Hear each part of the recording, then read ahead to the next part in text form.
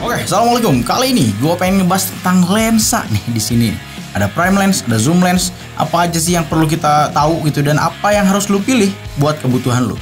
Tonton dulu video ini. Let's go. Nah, kali ini langsung aja kita langsung bahas. Di depan gue udah cukup banyak lensa dan ada jenis-jenisnya juga. Dan mungkin video ini akan cocok buat lo yang perlu tahu nih lensa apa yang lo butuhkan. Oke, langsung aja. Secara umum ada dua jenis lensa di pasaran, yaitu prime lens dan variable focal length gitu ya. Intinya lensa fix dan lensa zoom. Lensa fix itu apa bang? Lensa fix adalah lensa yang focal length-nya udah fix. Apa maksudnya bang? Pusing lagi. Nah yang ini misalkan contohnya ini. Ini adalah lensa fix 50mm f1.8 ya. Fix 50mm focal length-nya. Nah focal length itu apa? Focal length itu ya ini tulisan ini nih 50mm focal length-nya 50mm gitu. Simpelnya gitu. Gua akan kasih tahu dengan cara simpel. Ini 16 mili focal length-nya 16 mili gitu ya. Pintunya ini 85 mili, focal length-nya 85 mili. Ya, ini semua adalah lensa fix yang focal length-nya sudah di fix, sudah diam, tidak bisa di zoom. Gitu intinya. Begitu juga ada lensa variable focal length yang mana focal length-nya bisa di zoomkan gitu ya. Contohnya yang ini. Ini ada lensa yang bisa di zoom keluar gitu ya kayak gini. Ini biasanya disebutnya lensa zoom atau variable focal length. Lo bisa lihat di sini. Ya, di sini ada dari 28 mili kita bisa zoom sampai ke 70. 28 70. Oke, simpelnya cuman gitu doang. Ada dua jenis lensa fix dan lensa zoom, tapi ada juga perintilan lainnya kita bahas ya. Tapi ini dulu gue pengen ngomongin tentang harga dulu. Secara umum ya, ngomongin harga secara umum.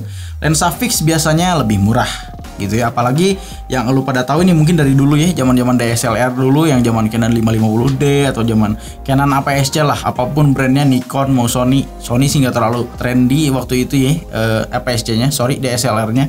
Tapi Canon pada saat itu dan Nikon cukup populer di zaman kita tahun belas-belasan. Contohnya salah satu lensa ini, lensa fix yang ini yang legend, lensa fix 50mm f1.8. Ini adalah istilahnya lensa fix dulu. Cuman bukan berarti lensa fix ini 50mm. Ini cukup ramai juga dulu.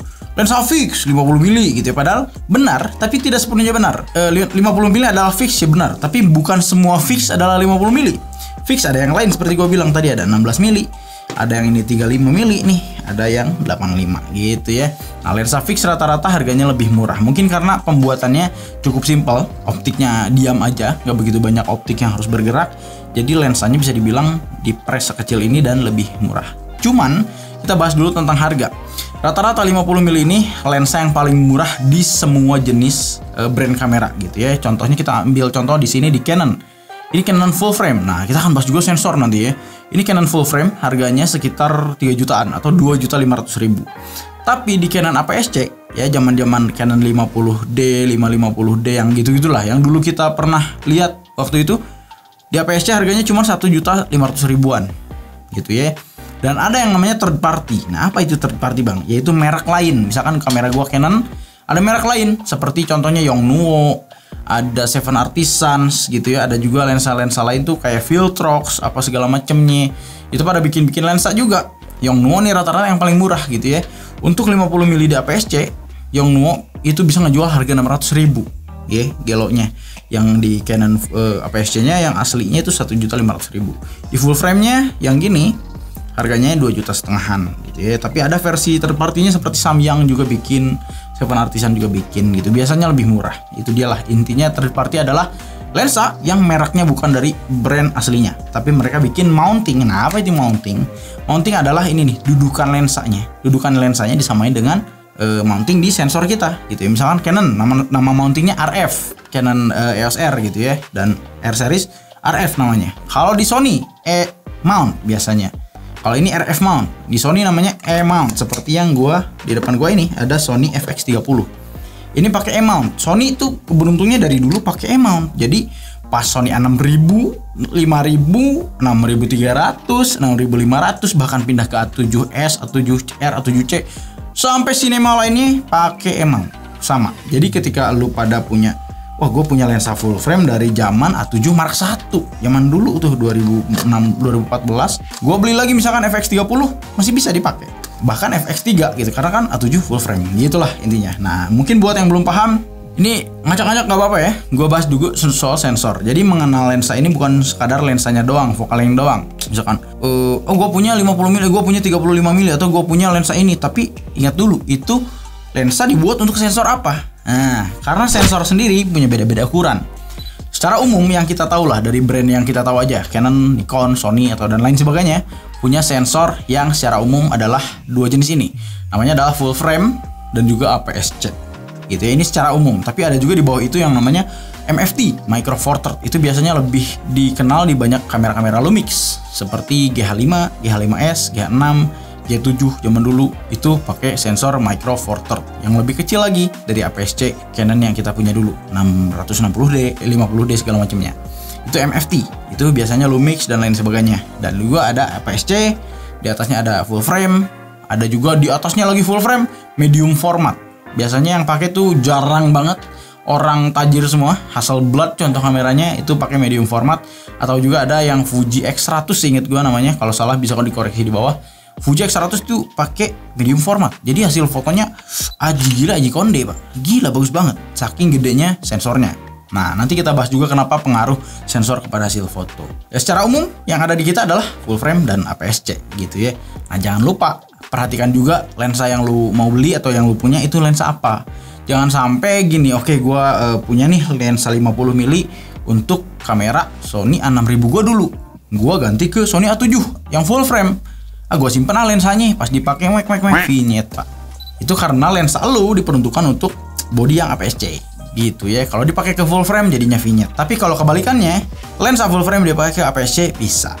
Perumpamannya adalah baju ukuran XL, ukuran gua dipakai ke orang cungkring bisa. Ya bisa, meskipun gelambir bajunya bisa. Tapi baju orang cungkring dipakai sama gua jadi gini gitu ya. Nggak cukup, nggak muat gitu. Itu dia. Soal lensa juga diperuntukkan untuk sensor yang mana. Contohnya yang ini RF ya, rata-rata dibuat untuk full frame gitu ya. Dan ini di depan gua FX30 ini APS-C gitu. Jadi lensa ini nih kayak lensa cinema ini dibuat untuk APS-C. Kalau dipakai ke full frame nantinya jadinya vignette. Begitu ya. Itu baru aja base. udah cukup panjang ya. Baru aja lensa prime atau lensa fix dan juga lensa zoom. Jadi udah cukup mungkin di situ dulu basicnya. Kita bahas soal harganya. Tadi kan biasanya lensa zoom ini lebih mahal karena optiknya lebih banyak dibuat segala macamnya, dan juga yang mempengaruhi apa yaitu aperture atau F. Nah, apalagi nih Bang? F apalagi nih? Aperture ini dilogoi dengan F. Aperture di basic, kamera basic itu biasanya dilogoi dengan F. Aperture ngaruhnya ke apa Bang? Kalau lu tahu ke bokeh-bokeh yang di belakang sini, kalau memang foto-foto jepret, bokeh ngeblur, itu akibat dari aperture yang cukup besar bukaannya gitu ya, disebutnya dengan depth of field gitu ya. Nah, semakin besar bukaan, semakin kecil angkanya. Jadi kalau lu lihat misalkan ada lensa dengan f1.8 ya, secara teknis 50 mili ini 1.8 dengan harga yang cukup murah ini lu bisa dapat misalkan 2,5 juta dapat 1.8. Tapi ada lensa yang 50 mili f1.4.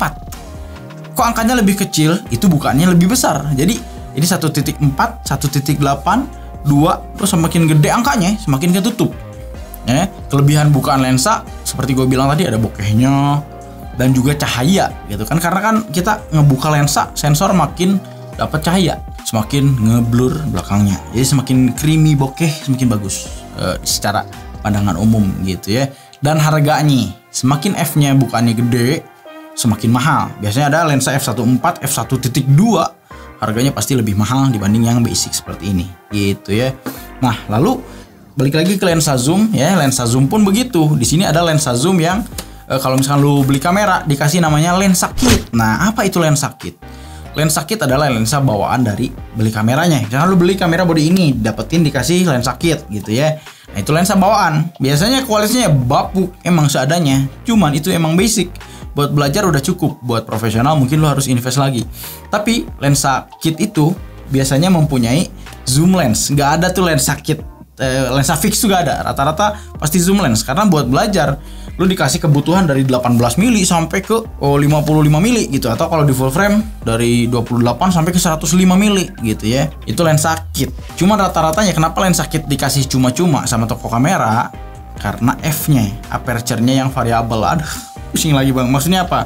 Nah, selain dari variabel itu ada di lensa atau di fokal yang seperti ini yang bisa di zoom, aperture-nya juga jadi variabel. Kalau yang murah, misalkan dari 28 mili nih, ya 28 mili ke 70 mili. Biasanya f-nya tuh nggak sama ya. Jadi yang tadinya lu pengen dapetin bokeh ini oke 28, gua dapat f4. Basicnya f4 sih kalau full frame. Kalau di APS-C biasanya f3.5. Oke, pas gua zoom kok gelap ya bang ya, kok bokehnya jadi biasa aja, jadi dikit karena f-nya turun ke 7 ya. Karena memang optiknya dibuat ya seadanya bro gitu ya, buat belajar. Nah semakin f-nya konstan itu diam. Jadi ada lensa yang seperti lensa ini 28-70, f-nya diam di 2.8. Jadi ini buat yang ngerti kamera, anjir bagus banget gua butuh gitu, wow gitu ya, karena aperture-nya diam. Jadi dia mau di 28, mau di 70, f-nya tetap 2.8. Jadi konstan aperture disebutnya. Konstan aperture gitu ya. Tapi kalau yang basic, yang lensa kit itu aperture-nya naik turun, jadinya gelap segala macam gitu ya. Dan biasanya lensa-lensa yang konstan aperture, f konstan diem itu biasanya harganya lebih mahal gitu. Nah, dari segi harga kita akan compare keduanya. Kita ambil contoh lensa-lensa ini deh, 50 mili. Oke lah, harga 50 mili sekarang harganya murah gitu ya. 2,5 juta dari dulu emang paling murah di semua jenis kamera. 50 mili adalah lensa paling murah. Lalu ada 16 mili gitu ya. Dengan ukuran yang sama ya. Ini kan 50 mili, ini 16. Yang ini 2,5 juta, yang ini 7 juta, Pak. Nyebelin kan gitu ya. Entah kenapa yang ini yang wide ini mahal. Mungkin karena optiknya dibuat untuk bikin gambar yang wide segala macam, dibuatnya lebih sulit, makanya lebih mahal gitu ya. Lalu berikutnya di sini juga ada lensa 35 mili. Cuman turun dikit dari 50 mili. Harganya juga cukup kambing nih. Yang gini 35 mili yang gini, lensa fix juga harganya udah dapat di 7 jutaan. Ya. Kok berasa berat ya? Dari segi kamera ini masih rakyat, Bro. Masih kamera rakyat ini. Masih harga murah, Bro. Belum ada. Nah, kita akan bahas nanti kasta-kasta lensanya gitu ya. Ini 50 mili harga termurah, yang ini bisa sampai 7 dan juga ini 85 mm f2 gitu ya. Jadi kalau bayangin aja bokehnya, ini blurnya edan, gue bisa liatin fotonya nih, boom. Bokeh dari kamera lensa ini edan, Pak. Edan banget, gue suka banget gitu ya. Ini harganya 10 juta, Pak. Wow, edan mahal bang gitu ya. Cuman kita balik lagi ke lensa ini, balik lagi ke lensa zoom. Lensa zoom ini 2870 f konstan 2.8 harganya 18 juta, Pak. Ya. Kenapa bisa mahal begitu? Karena emang ini lensa memenuhi kebutuhan apapun gitu ya, kerjaan apapun, bahkan lu mau konten pun pakai ini edan. Kenapa? Karena gini. Ketika kita berarti dong, Bang, kita mending beli fix. Karena harganya murah, kita bisa koleksi 50, kita bisa koleksi 16 gitu ya. Oke, bisa dibilang gitu. Cuman sebuah masalah baru gua rasakan, misalkan gua pasang gimbal pakai lensa 35. Aduh, pas udah gini gua butuh wide. Harus ganti dulu. Aduh, warawiri segala macam, ganti lensa ini, balancing ulang. Aduh, kayaknya gua perlu 85, ganti lagi pakai ini, balancing lagi. Habis, Pak. Keburu dajal datang. Itu kan nggak lucu ya. Jadi lebih baik setelah gua mencoba yang ini gua pakai gimbal, gua balancing sekali, tinggal zoom, butuh zoom, bokehnya tetap sama, tinggal kesiniin buat wide jadi gitu. Itulah efisiensi waktu dan juga kemudahan pakai. Dan juga lu lihat ringkasnya, kita kalau pengen dapetin ekuivalensi dari segi ruang lingkup yang didapat, kita perlu misalkan wide di sini, kita perlu bawa ini, kita perlu bawa kamera dan lensa ini, dan untuk ngetele ini kita pakai ini ya. Seribet ini.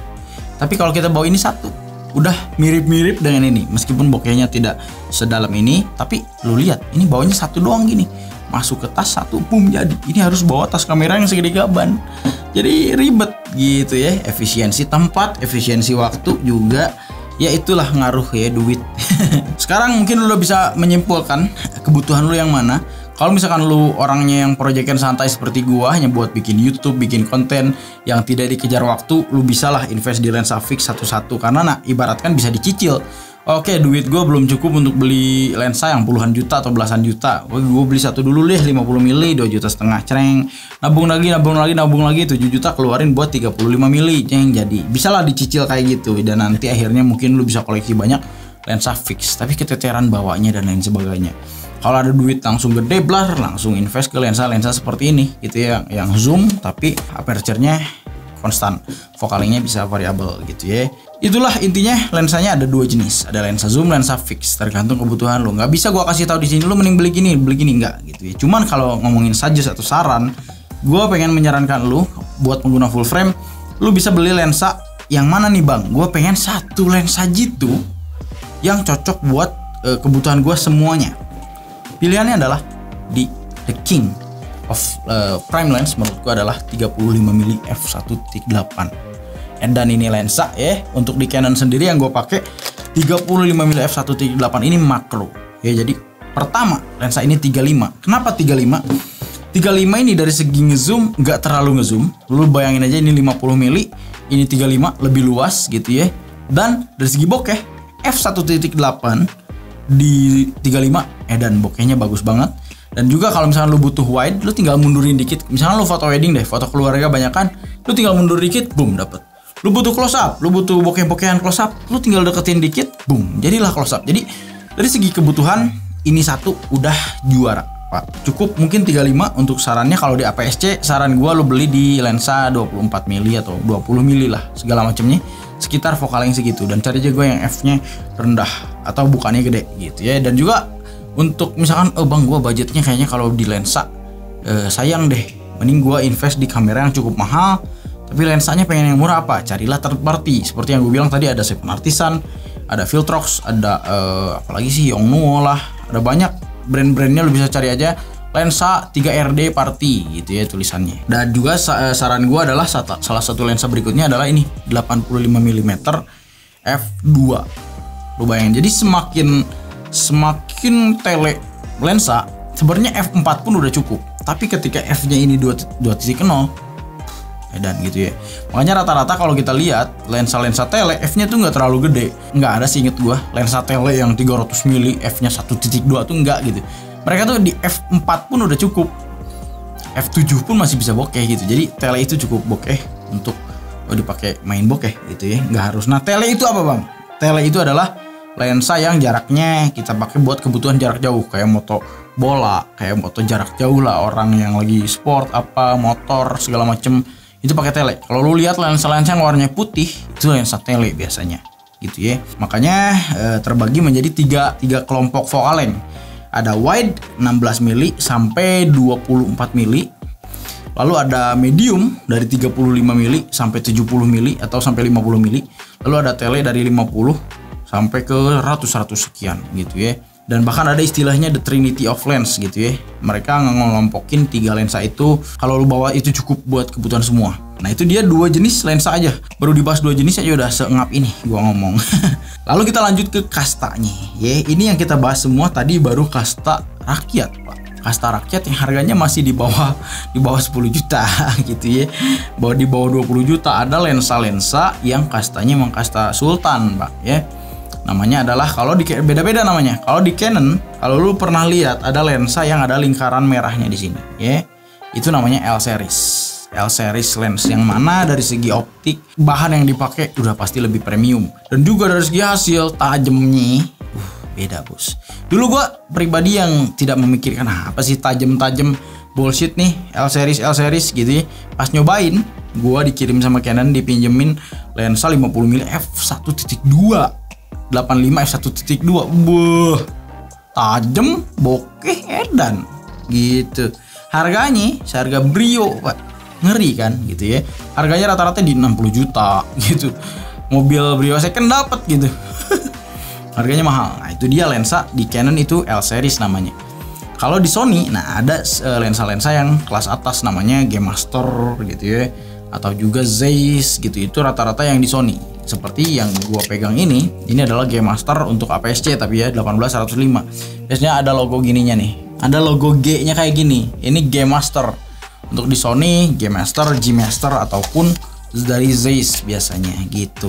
Yang ini lensa-lensa kayak gini harganya kambing. Harganya mahal-mahal gitu, agak ngap gitu.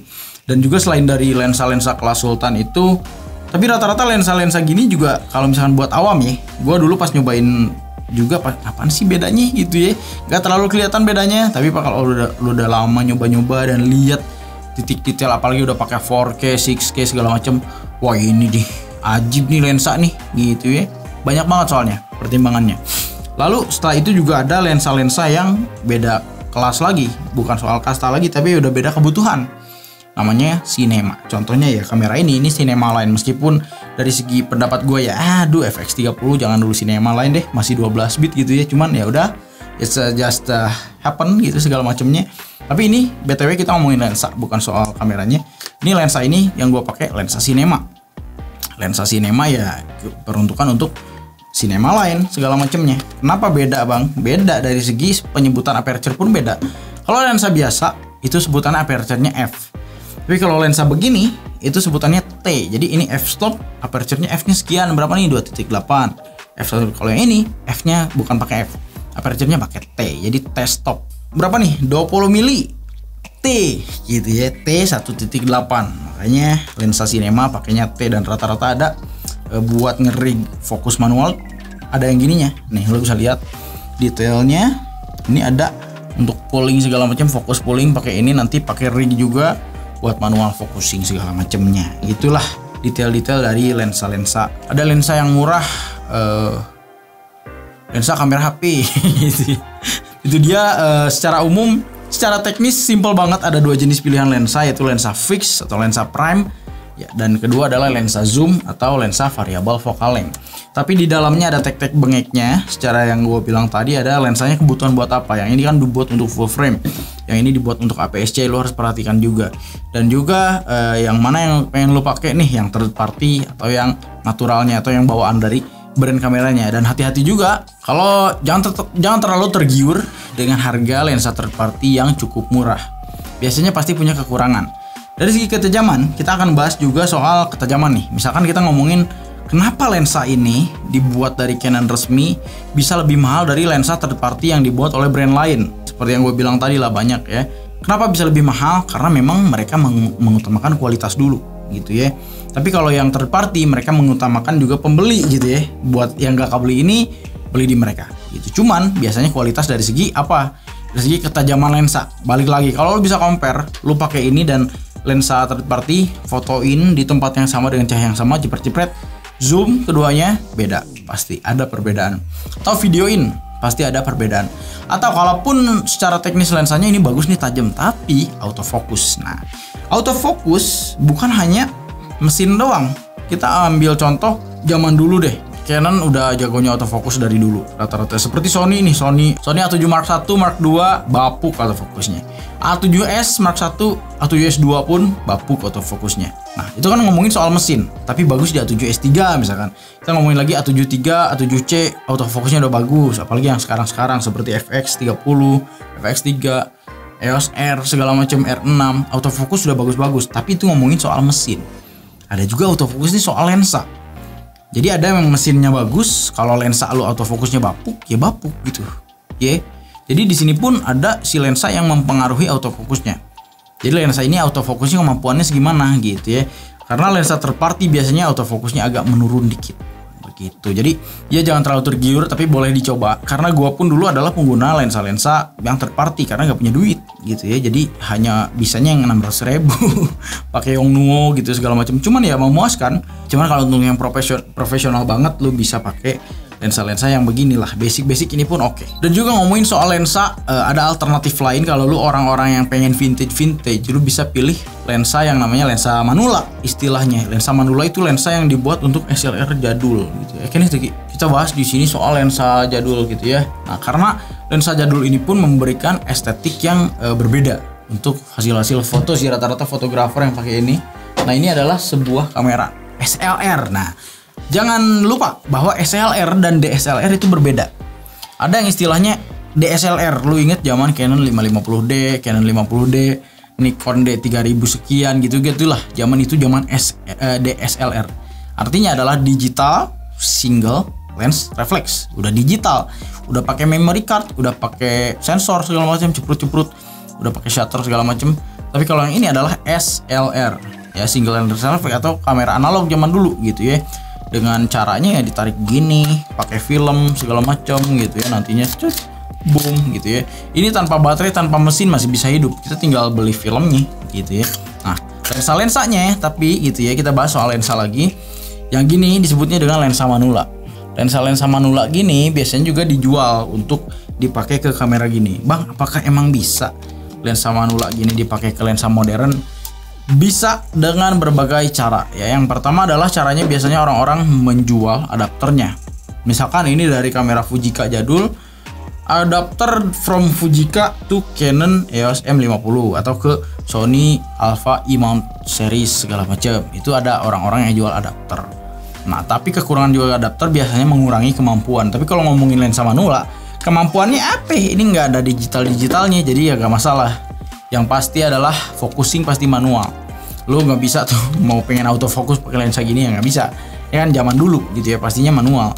Cuman biasanya kalau misalkan kita adapter dari lensa, gue pengen misalkan, aduh kebetulan ada lensa yang lain nih dari Nikon gitu ya, atau dari Sony, pengen dipakai ke Canon. Biasanya pakai adapter Sony E-mount to EOS RF atau apa. Bisa, cuman biasanya mengurangi kemampuan dari autofokusnya. Misalkan dari sini Sony gua autofokusnya udah bagus misalkan, lalu lensa ini juga autofokusnya udah bagus, pas ditempel ke adapter, boom, jadi menurun biasanya. Ada juga hal-hal seperti itu. Tergantung juga adapternya.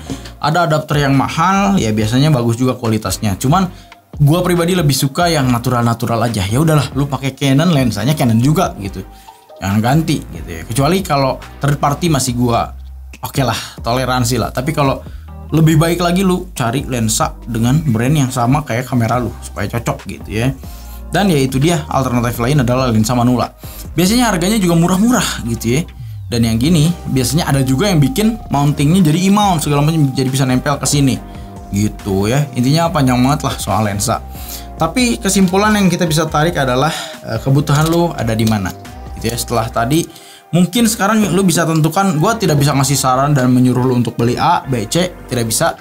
Tapi mungkin setelah video ini lu punya gambaran. Oh ternyata bang, gua pengen jadi videographer wedding bang. Kayaknya untuk mengejar lensa fix doang yang mana? Ya udah, saran gue seperti tadi, kalau lu full frame ambil 35 aja. Dari segi penggunaan gimbal ya udah lu tidak perlu set apapun, tinggal shoot. Butuh close up deketin, butuh wide jauhin aja, simple.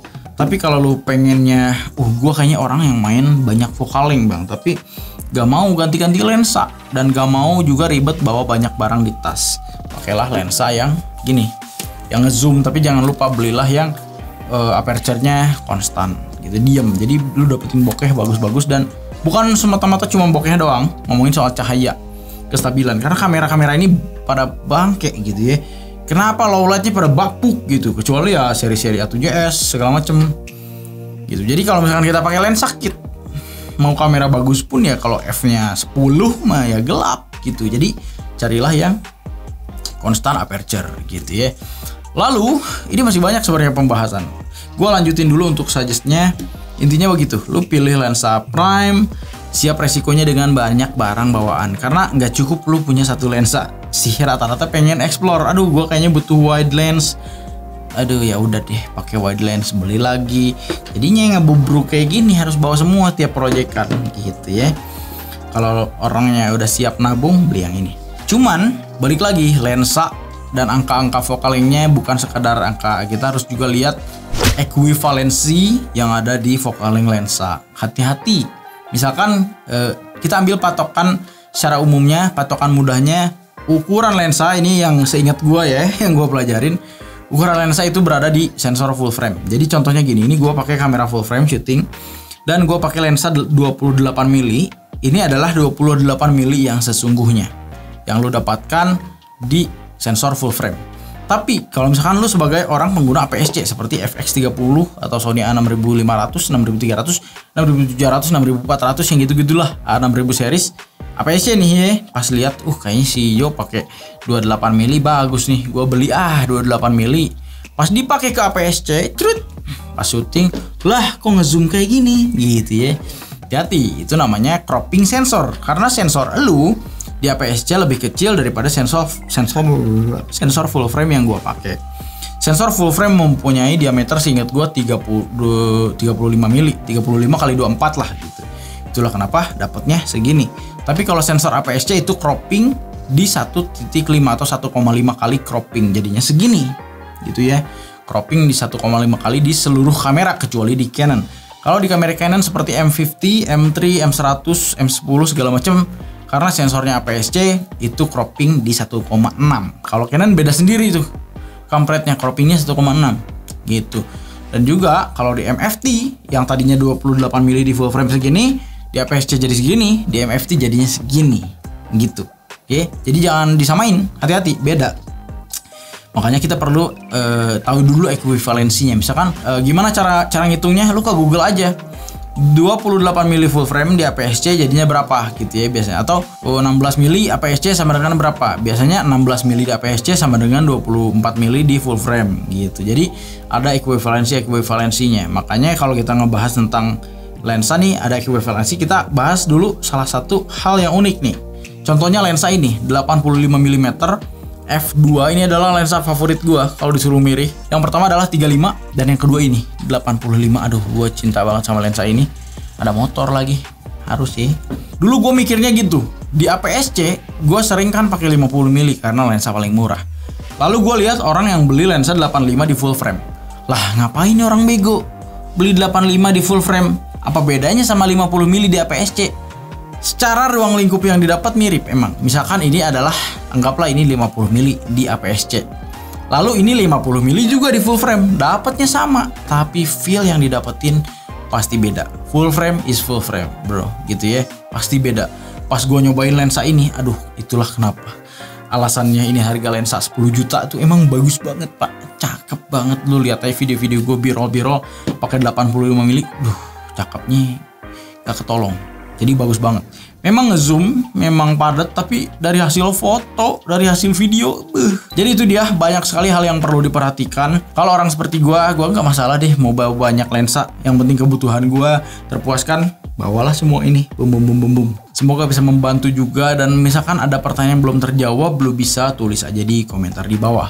Oke, semoga bisa bermanfaat ya. Segitu aja. Grazie. Assalamualaikum. Ciao. Bye.